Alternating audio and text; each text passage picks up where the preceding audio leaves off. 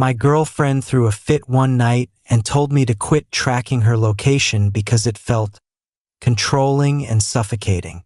Fine, I said, I'll stop. 2 weeks later, the bank rang about unusual activity. Thousands of dollars charged at a luxury beach resort 1,000 miles away. I texted her a single line. Guess I should have kept the tracker on after all. I sent the screenshot of the fraud alert to her mother.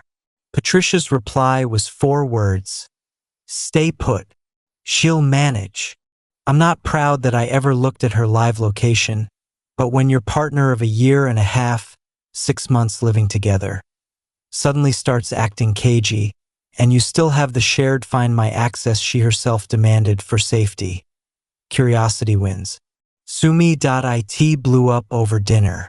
I casually asked why her dot had been parked at a random residential address for 2 hours when she'd sworn she was at the gym. She lost it, called me paranoid, toxic, accused me of not trusting her, said if I couldn't give her privacy we were done. My spaghetti went cold while I sat there wondering if she had a point. She'd never given me hard evidence of cheating before, just this nagging vibe I couldn't shake, so I caved. Told her okay, message received, I'd respect her space. She instantly brightened, became playful again, all kisses and laughter. That same night I deleted the Find My app, not just stopped sharing, actually removed it. Clean break, full trust, new chapter. Next morning she bounced out of bed early, said she had wall-to-wall meetings and might be late. Kissed me goodbye and left at 7:30. I went to work like normal. Got home at 6, apartment empty. At 8 she texted she was having drinks with colleagues, home by 10. Rolled in closer to midnight, tipsy and happy. We watched half a movie, went to bed. Nothing alarming on the surface. That rhythm kept up for days. Sudden errands, late nights, yoga classes that ran long, quick drinks that weren't quick. I never asked, never reinstalled the app. I was being the perfect trusting boyfriend. Friday she announced she was driving up to see her mom for the weekend. Normal, she did it roughly once a month. I told her to give Patricia my love, helped her pack an overnight bag, waved as she left. Saturday afternoon I'm doing laundry, folding her hoodies that still smell like her, when an unknown number calls. It's the Joint Credit Card Fraud Department. The agent reads off recent transactions. Thursday, $240 dinner at a rooftop place I've never heard of. Friday morning, $380 at a high-end boutique. Friday afternoon, $1,800 2-night stay in a premium oceanfront suite at the Oceanview Grand Resort, 2 states south of us. Dead silence on my end. She asks if I authorized any of it. I ask the location of the resort. When she tells me, I say no, flag everything as fraud. Please. I hang up, heart hammering, open my laptop, pull up the resort website. Couples packages, candlelit dinners, spa tubs for 2. The whole honeymoon vibe. I cave and re-download Find My. Log in.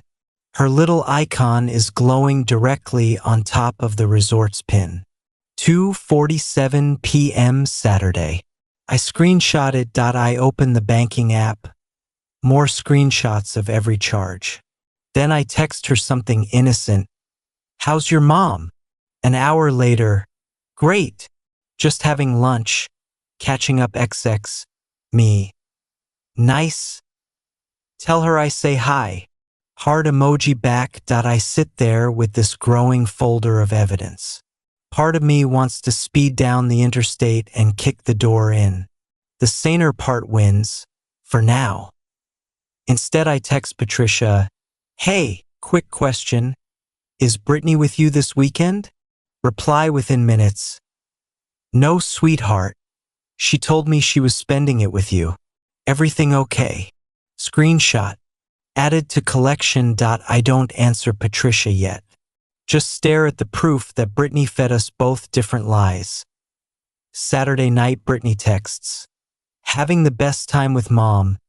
Think I'll stay an extra night and drive back Monday. Cool." Me, "Sure babe, enjoy." Sunday morning, new charge notification.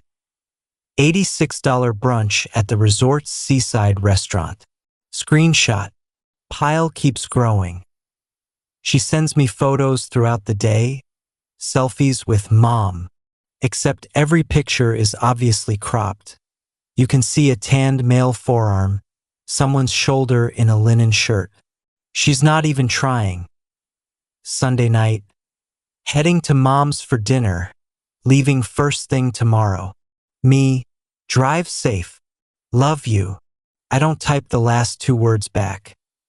Monday, I call in sick, stay home, print every screenshot in color, lay them out on the coffee table like a police evidence board.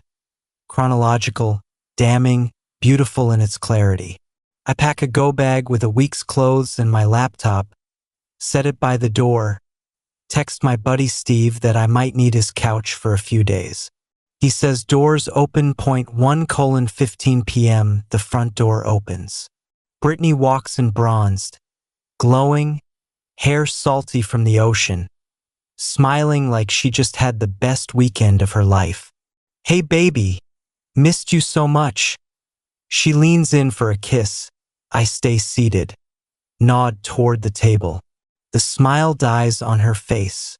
She walks over slowly, picks up the location printout, sets it down like it burns. Picks up the charges, the text from her mom, the cropped photos. Minutes of silence. Finally, "This isn't what it looks like." I almost laugh. "Then tell me what it is." She sits, eyes on the floor, starts with the classic girls' trip story. Impulsive, split the bill, didn't want me to worry about money. I point to the timestamp where she claimed to be 3 hours north while her dot was 5 hours south. She switches to, "Okay. I went with a male coworker who's going through a breakup, strictly platonic support. I ask why platonic friends book a single king bed premium suite. Tears start. She claims nothing physical happened. Separate beds. There are no separate beds. I stand up, grab my packed bag. She panics, clutches my arm, begs, promises therapy. No contact with the guy. Anything that I ask his name. She won't give it. I ask how long it's been going on. Silence. I tell her I want her moved out by the weekend. Apartments in my name only. She wails she has nowhere to go. I suggest her mom or her friend. She remembers the credit card, goes ghost white when I say I already reported every charge as fraud. "You can't. I'll get arrested." "Looks like it," I say, and walk out while she's still screaming my name. I drive straight to Steve's. He takes one look, hands me a beer, listens to the whole saga, calls her every name in the book, tells me to stay as long as I need. That night my phone explodes. Calls, essays of apologies. "We can fix this." I ignore everything. Then Patricia texts asking what on earth is going on because Brittany just called her hysterical. I send Patricia the entire folder of screenshots, no caption. An hour later, "I am so sorry. I had no idea. She's on her way back here. You take care of yourself, honey." 5 minutes later, another text, "Stay home. She'll figure it out." I screenshot that too, send it to Brittany with 0 commentary, then block her. The fallout is spectacular. Her friends flood my messages. Everyone deserves forgiveness. She's destroyed, etc. I leave them on read. Her sister messages that Brittany is at their mom's. A complete mess. "Can we please talk?" I reply only with pickup instructions for Thursday evening. Tuesday, a random guy calls. "Hey man, this is Tyler. I think I'm the guy from the resort." Turns out Brittany told him we'd been broken up for weeks, that she was single and heartbroken. He had no clue she was using my card or lying to me. He sounds mortified. We talk for 20 minutes. I actually believe him. I thank him for the honesty and tell him to dodge liars in future. Wednesday, the fraud department calls again. They're reversing every charge because my documentation is airtight. They warn that if she disputes it, it becomes criminal. I smile for the first time in days. Thursday, her sister shows up, loads boxes in silence. On the last trip, she sighs and says, "I told her this would blow up in her face." She's been pulling versions of this stunt since high school. Different guys, different stories, always thinking she's the smartest person in the room.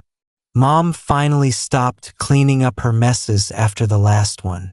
"I'm sorry you got dragged into the pattern." She hugs me awkwardly and leaves. Friday, my ally by blood. Friday, my boss calls me in, says someone claiming to be my girlfriend phoned HR pretending to be worried about my erratic behavior and asking if I seemed unstable at work. He shut it down but wanted me aware. I show him the evidence folder on my phone. He nods slowly, tells me to document everything. That night, Brittany shows up at Steve's building, crying on the doorstep. Steve blocks the entrance, tells her to leave or he calls the cops. She threatens to wait all night.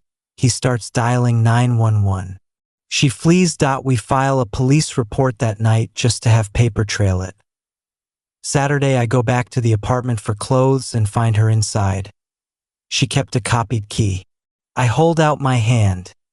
She refuses until I start calling police again.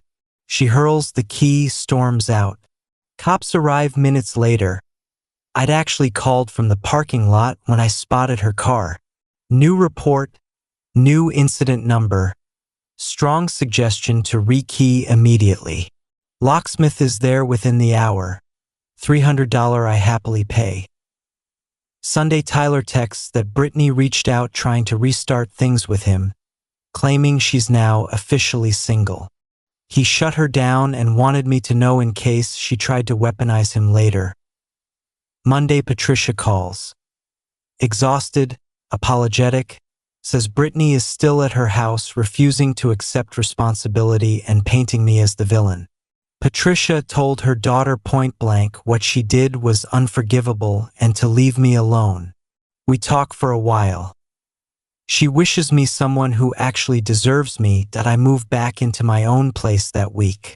Feels bigger, quieter. Mine again. A month later, life is calm. Then one night, a long text from a burner number.